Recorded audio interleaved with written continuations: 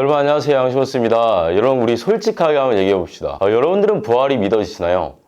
전 목사인데도 이 부활이라는 게 참 믿기 쉽지 않다라는 생각을 할 때가 있습니다. 전 특히 그 부활에 대해서 논리적으로 설명을 할 때마다 굉장히 참 이게 믿기 어렵겠다라는 생각이 많이 듭니다.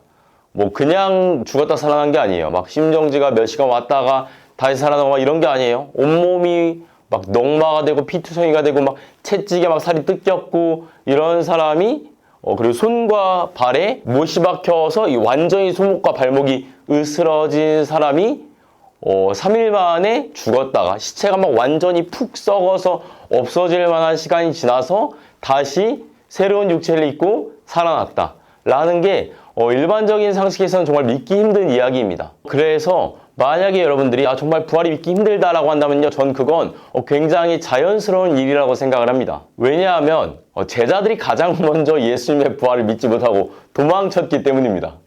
여러분 한번 보세요. 예수님의 수제자였던 베드로는 예수님을 버리고 도망갔습니다. 만약에 부활을 믿었다면 그러지 않았겠죠. 12제자 중 한 명이었던 도마는 예수님의 옆구리와 그 손에 그 바닥에 상처 자국에 손가락을 넣어보지 않고 믿지 않겠다고 호언장담을 할 정도로 정말 부활을 믿지 못했습니다. 여러분 누구나 부활을 믿지 못해요. 물론 저는 이 점에서 그 부활이 그래도 믿을만하다는 것을 얘기할 수 있습니다. 예를 들어가지고 그 당시에 증인으로 인정하지 않던 여인들을 증인으로 인정했냐?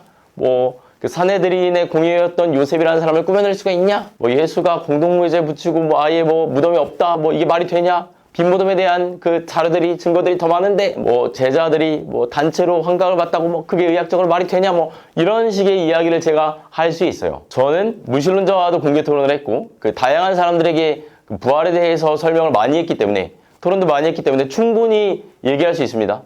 근데 제가 그런 활동들을 많이 해보고 나서 느낀 게 뭐냐면요, 아무리 얘기를 해도요 믿지 않습니다.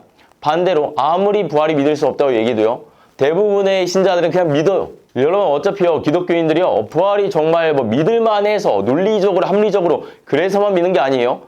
당연히 죽은 사람이 살아나는 게 불가능하지만 우리 하나님이 전지전능하기 때문에 당연히 그럴 수 있다고 믿는다 라고 나온단 말이에요. 그러니까 여기서는요 부활의 합리적인 어떤 그런 것도 중요하지만 다음에 다루겠습니다.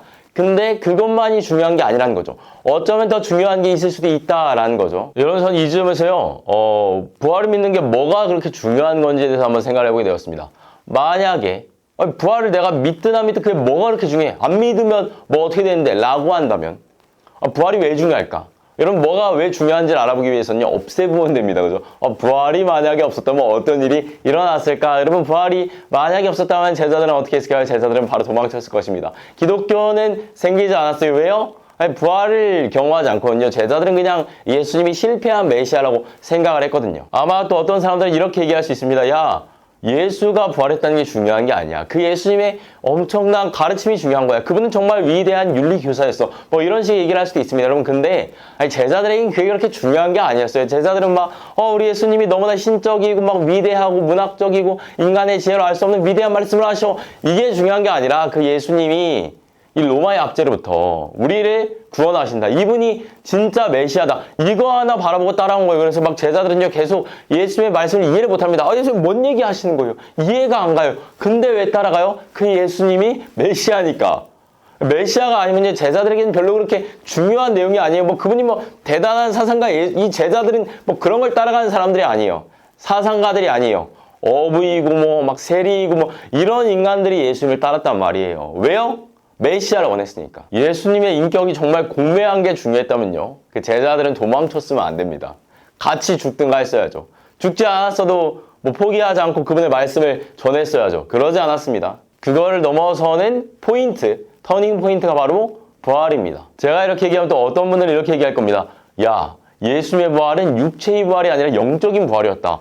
바울을 봐라. 바울은 영적인 몸과 육적인 몸을 이야기하지 않냐. 육적인 몸이라는 건 나중에 복음서에서 발전이 된 거다. 이런 식으로 얘기를 하는 사람들이 있을 거예요. 여러분 근데요 그건요 이 바울이 영적인 몸과 육적인 몸, 다시 말해서 그 영과 육이라는 표현, 그러니까 그 푸시케와 푸니마티코스라는 표현을 어떻게 쓰는지를 모르고 아니면은 알면서 거짓말하는 거예요. 만약에 그렇다면요 고린도전서 2장 14절부터 15절은 이렇게 얘기합니다.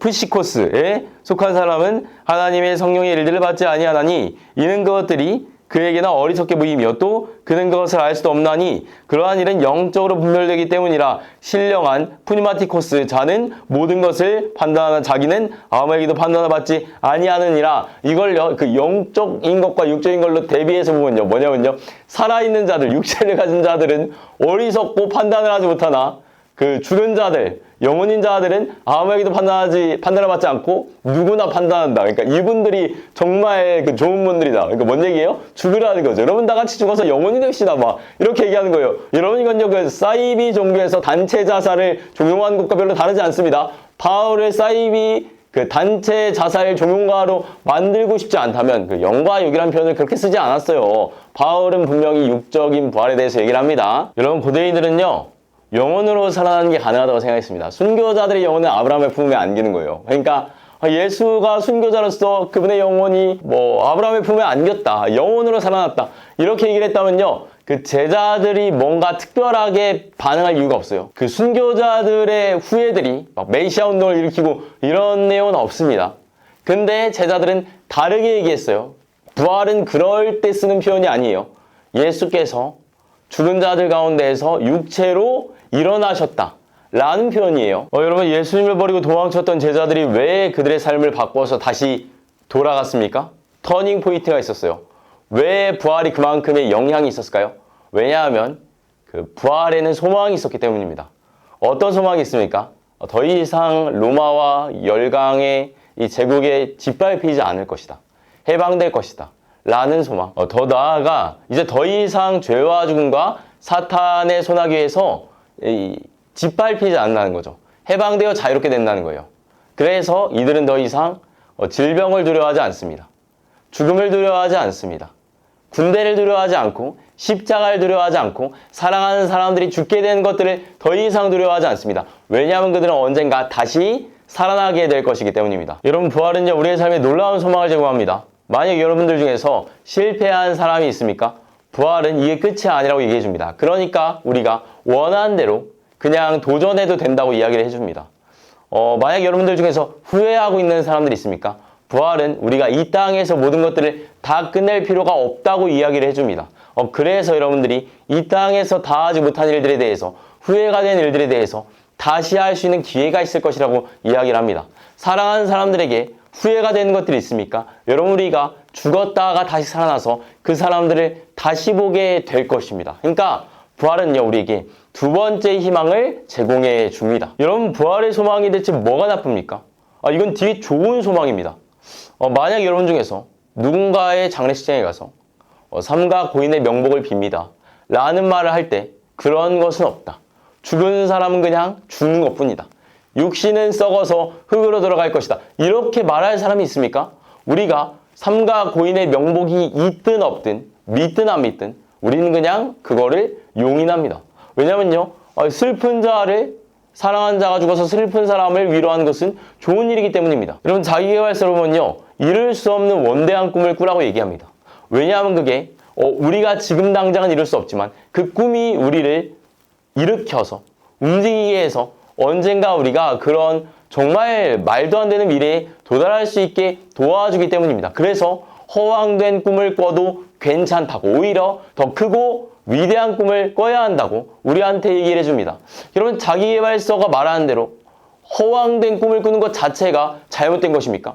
그게 만약에 우리에게 동기를 부여한다면 그건요 오히려 좋은 거일 수 있습니다. 여러분 어떤 불교도가 윤회를 믿고 이 땅에서 착하게 살아가기를 원해서 정말 열심히 선하게 살아간다면 여러분들은 그거를 비난할 것입니까? 그 사람에게 막 윤회 같은 것은 없어, 해탈 같은 것은 없어, 이렇게 얘기할 것입니까? 그렇지 않습니다. 윤회를 믿든 해탈을 믿든 그건 너의 좋은 자유다, 네가 그렇게 해서 선하게 살겠다는데 그건 되게 좋은 거야 라고 말하지 않겠습니까? 마찬가지로요 부활을 믿는 게 뭐가 나쁘겠습니까?